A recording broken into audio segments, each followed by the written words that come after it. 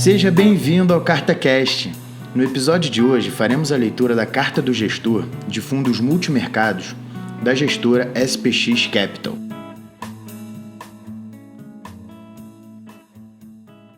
Tempo de imaginar.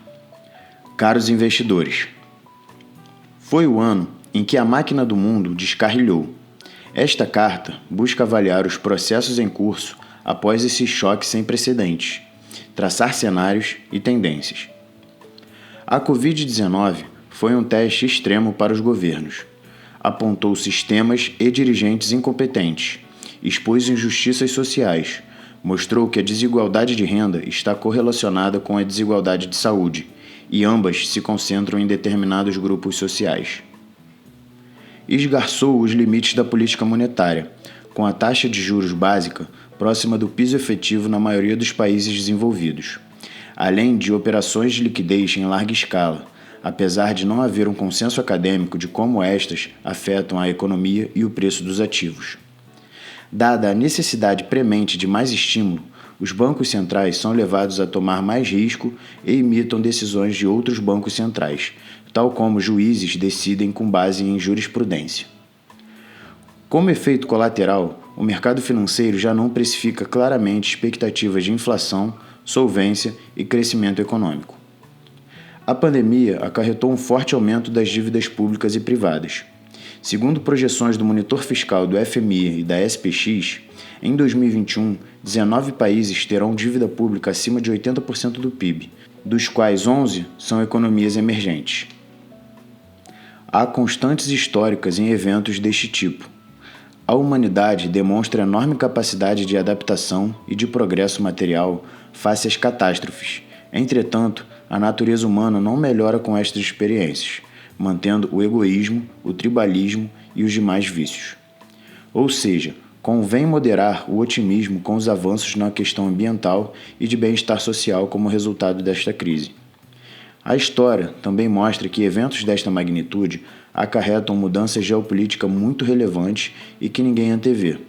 Por exemplo, o atentado às Torres Gêmeas do World Trade Center em 11 de setembro provocou um ataque ao Iraque, um país que não participara daquela agressão, o surgimento do Estado Islâmico, uma guerra civil na Síria e a crise de refugiados na Europa. É razoável esperar que a Covid-19 desencadeie eventos de importância semelhante, se não maior. Como avaliar uma dinâmica de tamanha complexidade na ausência de precedentes em nossa geração? Analogias, padrões históricos e modelos econômicos não bastam. É necessário agregar tudo isso ao que David Hume denomina imaginação.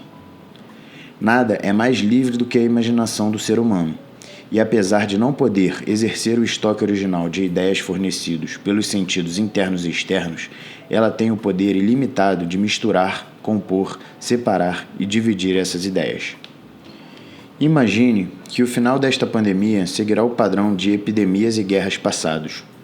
Podemos, então, esperar dois movimentos sociais muito fortes: fúria e euforia. O primeiro é a revolta contra tudo aquilo que causou o sofrimento. O caso óbvio é a vilificação da China, apenas uma constatação, sem juízo de valor. A forte reação do Oeste contra aquele país acarreta ramificações em política comercial, padrões de tecnologia e geopolítica. As cadeias de produção mundiais serão realinhadas. Outra revolta menos óbvia, porém, mais importante no longo prazo, é contra o modelo econômico que criou as injustiças sociais expostas pela pandemia. Tudo indica que o Estado terá uma participação maior no ambiente regulatório, na área de saúde, em investimentos e programas sociais. Será um mundo com mais impostos e, naqueles países incapacitados de equilibrar as contas, maior incidência de crises fiscais e cambiais. Há diversos relatos de euforia após pandemias e guerras. Por exemplo, o livro Year Zero, A History of 1945, de Ian Buruma, as memórias do médico Axel Munther, ou mesmo os relatos sobre o Carnaval Carioca de 1919, no final da gripe espanhola. Para quem medita sobre estes relatos, é possível imaginar um momento em 2021 onde o consumo será muito forte, especialmente vindo de uma situação em que a poupança das famílias está elevada e tanto a política fiscal como a monetária são muito expansionistas.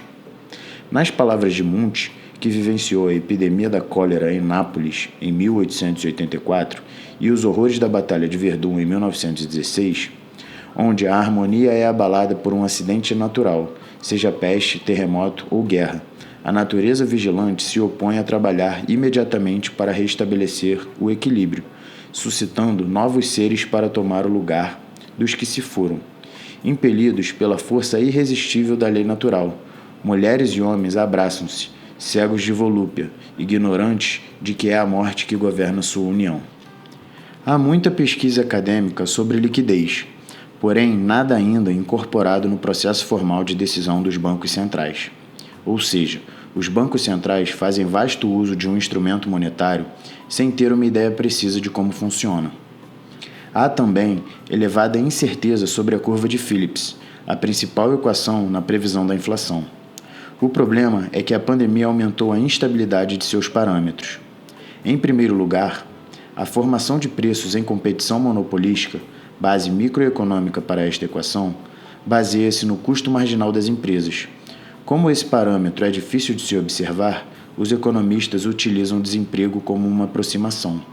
Isto pode levar a erros de avaliação, pois a Covid-19 desarrumou o mercado de trabalho.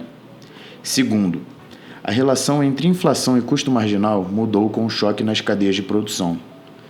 Finalmente, as expectativas de inflação podem se alterar com o alto grau de endividamento e interação entre política monetária e fiscal. Estamos diante de uma situação de múltiplo equilíbrio, onde para cada país o resultado pode ser qualquer coisa em um espectro que começa com deflação crônica, à la Japão após 1995, passa pela experiência dos Estados Unidos no pós-guerra e termina em cenários mais inflacionários.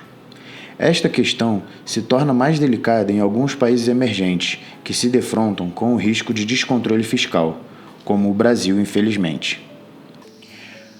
Para concluir as conjecturas em uma nota otimista, esta crise acelerou progressos tecnológicos no âmbito da informação, digitalização da saúde, Big Data aplicada à medicina preventiva e progressos nas relações de trabalho.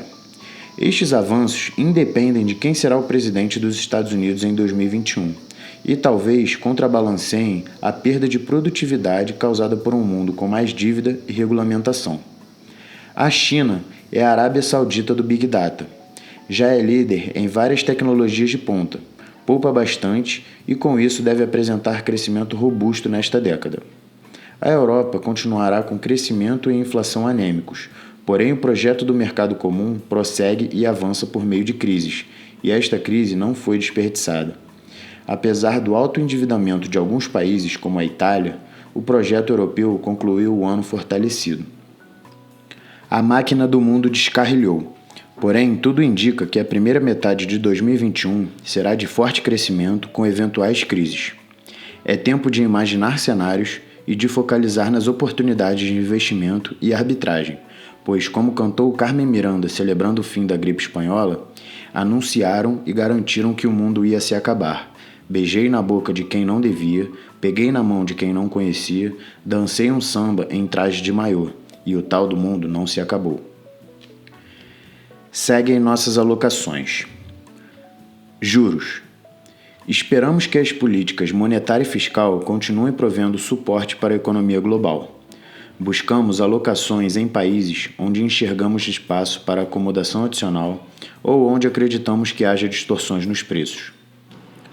Com a sinalização do Banco Central Brasileiro de que o ciclo de queda da Selic foi encerrado, o mercado voltou sua atenção para a fragilidade fiscal do Brasil e para a falta de consenso no avanço nas reformas estruturais que o país tanto necessita. Com o destaque para o programa Renda Cidadã, em detrimento de um avanço na equação fiscal, o mercado passou a precificar um maior risco de elevação dos juros no curto prazo. Acreditamos que a pressão pela extensão do estado de calamidade pública em 2021, ou mesmo manobras criativas para financiar o Renda Cidadã, continuarão a pesar sobre o risco dos títulos públicos e sobre a curva pré-fixada. Por este motivo, seguimos com posições tomadas na parte curta da curva. Moedas. Encerramos a alocação comprada em euro e seguimos vendidos em moedas de países emergentes. Ações. No mercado internacional, aproveitamos a queda do setor de tecnologia americano para comprar seletivamente. Continuamos comprados em setores mais cíclicos, como o setor industrial e o de consumo discricionário. Mantivemos a alocação que se beneficiaria de uma reforma tributária nos Estados Unidos. Em relação à Bolsa Brasileira, estamos comprados em empresas dos setores de utilities, telecomunicações e mineração contra o índice Bovespa. Commodities. Seguimos comprados em metais preciosos e industriais. Crédito. Nos Estados Unidos, mantivemos nossas posições em títulos de empresas de investment grade, protegidas contra oscilações das taxas de juros, e adicionamos proteções utilizando índices de crédito. No mercado de high yield, permanecemos com posições protegidas em índice de crédito. Na América Latina, reduzimos nossa carteira de bonds com o aumento recente da volatilidade relacionada tanto aos eventos locais quanto às eleições americanas. A atribuição de performance. No mês de setembro, o SPX Nimitz rendeu menos 0,16% ante um CDI de 0,16% no mesmo período.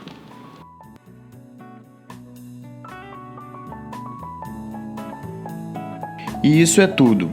Obrigado por escutar mais esse episódio. Lembrando que o link para acessar o PDF dessa carta está na descrição. Para ficar por dentro das nossas postagens, nos siga nas redes sociais, se inscreva no canal e entre no nosso grupo do Telegram. Obrigado e até a próxima!